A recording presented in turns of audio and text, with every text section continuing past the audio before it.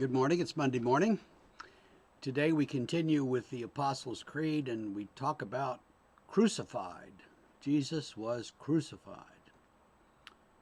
For many years as a young boy, I thought that the creed was redundant when it said crucified and then died and then buried. You know, you're crucified, you're dead. But crucifixion is actually simply a method of torture from which almost no one ever survives. And crucifixion is to be tied or nailed to a cross-shaped structure. And we have all seen medieval art where the thing is 25 feet tall and he's way up in the air and they tie him to this thing and somehow raise it up and slide it in a hole. And almost none of that is true. The Romans were very efficient and they weren't going to go to all that effort. So what they would do, they had a permanently installed a post in the ground that had a narrower section at the top. That's called the stipe. And the crossbar, which is the patibulum, had a hole in it so that you could lift it up and slide it down over that narrower part. So it kind of a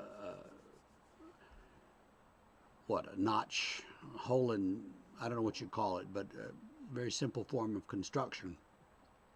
The whole thing didn't have to be more than 7 or 8 feet tall, just tall enough to get the criminal's feet off the ground. Now, sometimes there was a block nailed to the stipe down where your feet would be.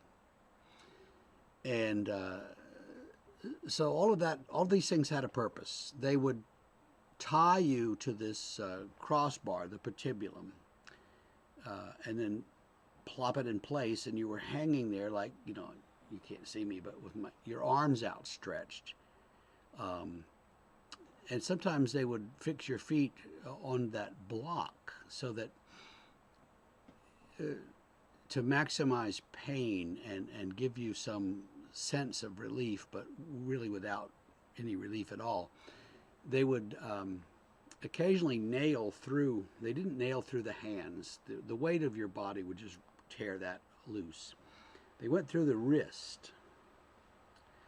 And the reason they went through there is not to support the body, but it's to sever a nerve that's in there, which gives you excruciating pain, terrible pain. They say the worst pain a person can have. So they would, if they nailed you, they would nail you through there. That's your hands. Same with your feet. They would nail you to that block at the bottom. So you're up there and you're nailed up. Now what's happening? Your weight is hanging by your arms, and so your arms are getting very weak and starting to tremble and shake. And what happens is that your chest muscles can't hold you up either. So you can't breathe very well. You can't breathe out. You're suffocating. That's how most people died when crucified.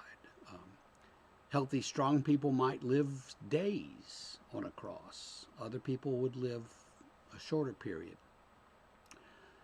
They nailed your feet into place or tied your feet above that block so that you could lift yourself up to get a breath. And all that did was prolong the agony because it hurt your feet to do that. And when you got up, you could get a little air, but then you were back down. So it was a very, very painful experience. It was designed to maximize the suffering of the criminal. There wasn't any of this humane stuff. We're going to kill you, so we're going to make it not hurt. They wanted you to hurt as much as possible for as long as possible. Now, in the gospel stories, we see that there were 3 people crucified that day, and they came up with the other 2. They wanted to get this over with before sundown, so they came up and they broke their legs, which in addition to being very painful, would mean that they could no longer do that raising up sort of exercise, and so they wouldn't be able to catch any breath and they would die much quicker. In Jesus' case, they said, well, he's already dead.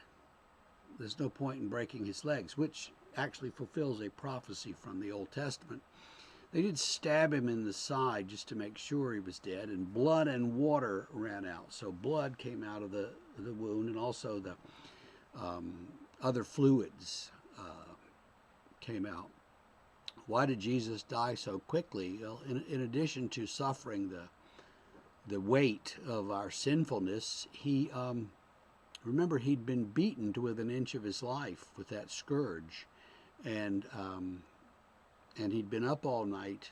He'd been terribly mistreated, and all of this just compounded to lead him to die very quickly. It's about 3 or 4 hours, and he was dead. And so we see crucifixion is sort of the worst possible way that a person could die.